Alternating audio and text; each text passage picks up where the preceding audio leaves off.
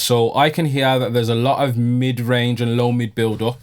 So let's just dive straight into that and just see what we can see, hear what we can hear, and see what differences we can make. Even without hearing the vocal, I know this range is just a lot. And a trick that I like to do, find a frequency you don't like, and rather than having it in isolated and boosting it and being like, yeah, this sounds horrible, play in context with whatever it is that you're trying to unmask. So right now, my concern is having things move out of the way of the lead vocal.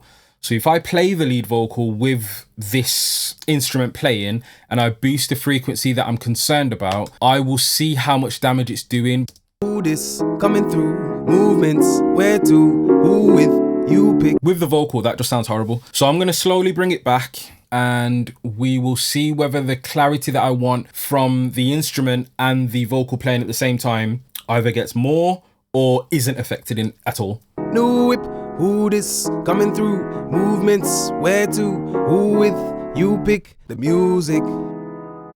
So to me, that's quite a big difference. I'm going to try a mid-side trick and do this exact same cut, but I'm going to do it in the mids and see whether that opens the piano sound up around the vocal or whether the frequency that I don't like is also in the sides too and I just want to get rid of it in stereo. So I'm going to play in stereo, movements, where to, who with, and flip it to mids now. Music, new whip, who this coming through, movements, where.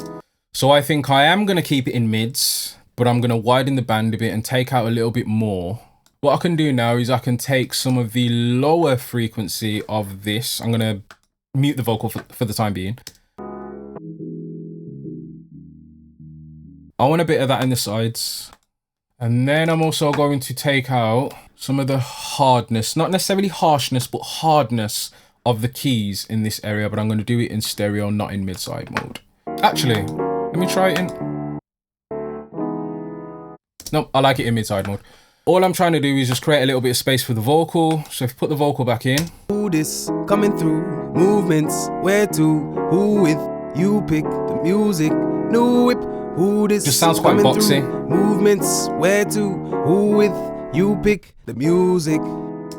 That's fine to me as it stands so far. So then we'll add the guitars in as well.